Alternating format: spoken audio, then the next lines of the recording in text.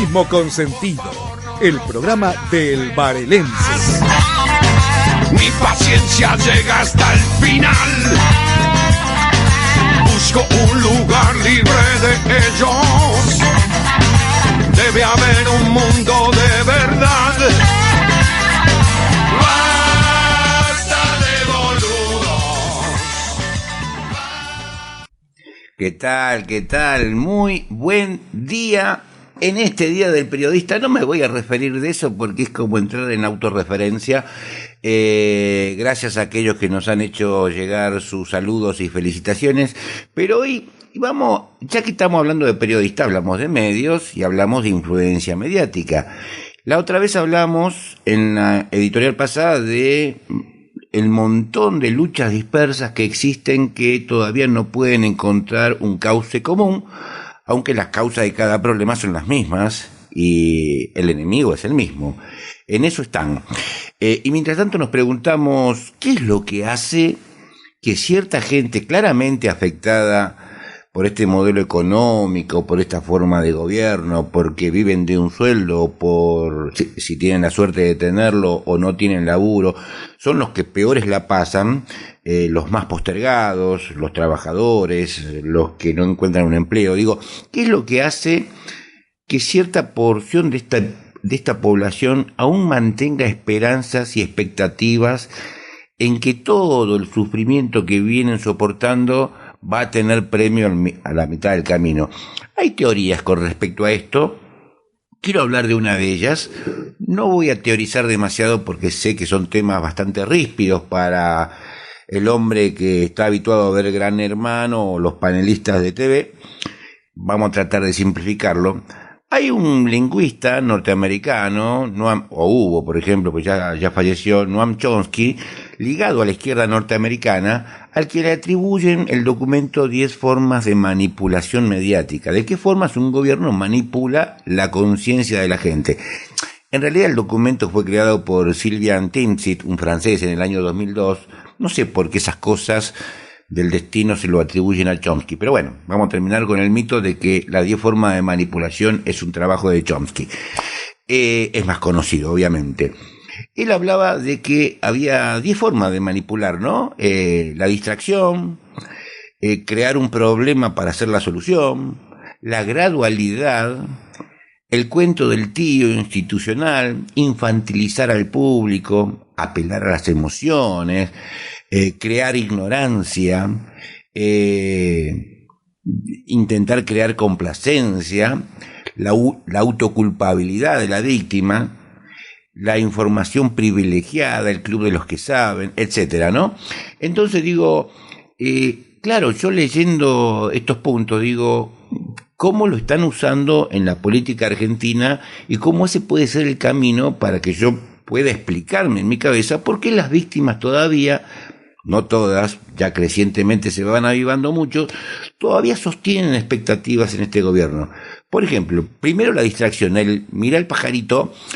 Ejemplo argentino 2024. Mientras los precios subían, los medios hablaban 3 días seguidos de si Milei había insultado a un cantante de trap o si un futbolista se peleaba con su novia. Hoy, bueno, reeditamos eso peleándose con Lali, peleándose con el internauta, etcétera, etcétera.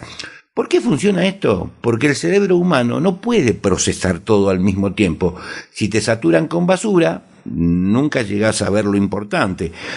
Crean falsas prioridades. ¿Qué duele más? ¿Que te cobren 10 lucas de luz o que un panelista diga una burrada en la tele? La tele siempre gana, porque el dolor inmediato se siente más que el sistemático. Conclusión, si logran que hables más de Gran Hermano que de la inflación o de los precios, es porque ya ganaron, por lo menos en este primer punto. Crear un problema para hacer la solución. Ejemplo local, el transporte público es un desastre, los hospitales son un desastre, y vos pensás que esto es casualidad. No, crean el problema, recortan subsidios, los trenes se rompen, los hospitales no tienen insumos, la gente sufre. ¿Cuál es la reacción social? La puteada de la gente, que alguien haga algo legítimo, pero previsible. Y la solución mágica, privatizar es la única salida aunque en los 90 ya vimos cómo terminó, ¿no? ¿Cuál es la trampa? Nunca invierten en mejorar el servicio público, así que cuando colapsa, la privatización aparece como la única solución, porque juegan con el cansancio popular. La gente, harta del caos, acepta cualquier cambio, aunque sea para peor.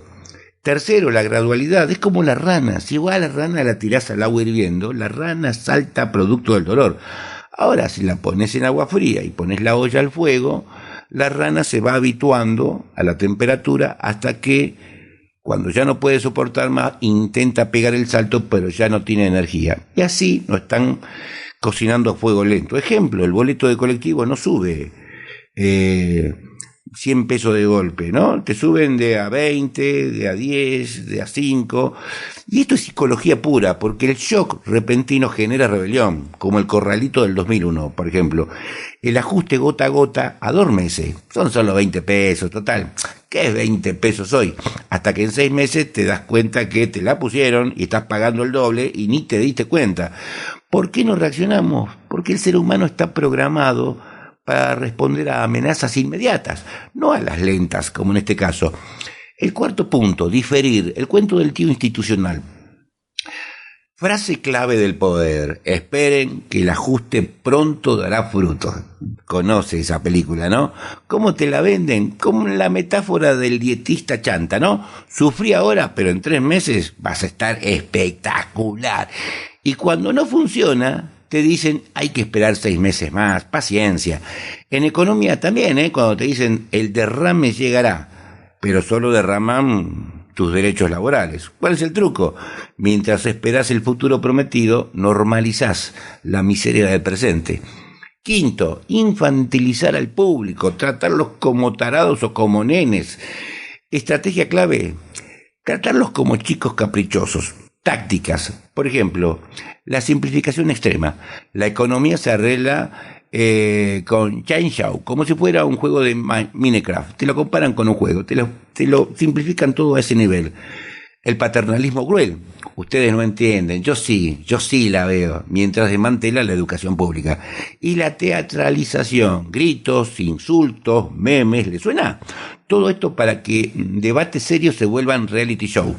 El resultado, si discutís con emociones, no analizas datos y sin datos perdés. Sexto, apelar a las emociones, el miedo al lobo. Campaña del miedo 2024.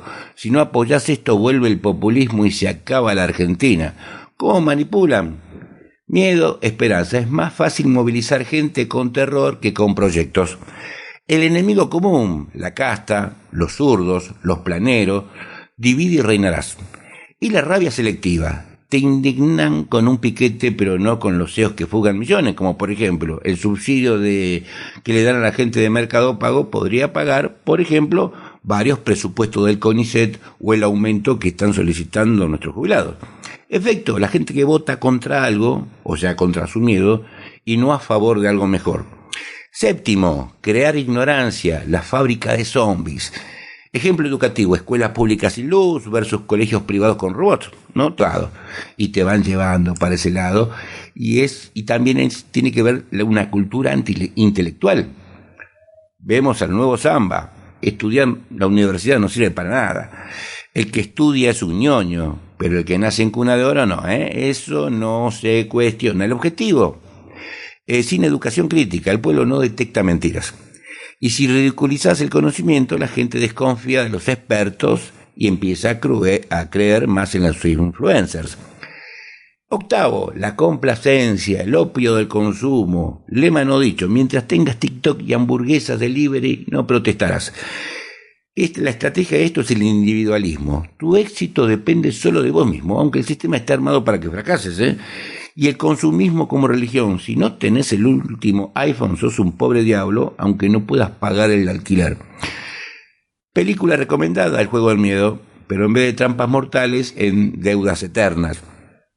El penúltimo punto, que vos mismo te culpes. La meritocracia mentirosa. La frase favorita del poder es: si sos pobre es porque no te esforzaste. Realidad. Si vos tenés un salario mínimo de 400 lucas, pero el alquiler te sale 240, te dicen, ¿viste? Vivís arriba de tus posibilidades. El subsidio a las incorporaciones, no, ese es igual a inversión, ¿eh?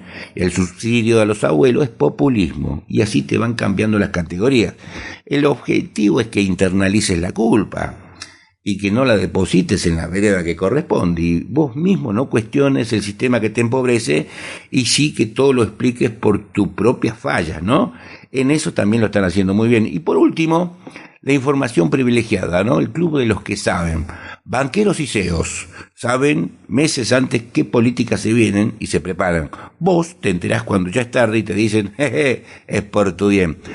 La peor parte, los think tank que le dicen, que diseñan políticas en secreto, los medios masivos las venden como técnicas e inevitables, y vos las sufrís y encima te hacen creer que no hay alternativa. O sea, nada de lo que está pasando es producto de la casualidad. Son cosas trabajadas en los laboratorios del poder. Y vos fijate cómo punto a punto, cada uno de los puntos que hablaba el sociólogo se van cumpliendo en la Argentina. Todo está instrumentado para que la víctima normalice su estado y se culpe a sí misma de su propia miseria o de sus propias necesidades. Está todo explicado. No hay nada nuevo bajo el sol. Te quieren idiotas y a veces lo logran. Esto es, señoras y señores, periodismo con sentido.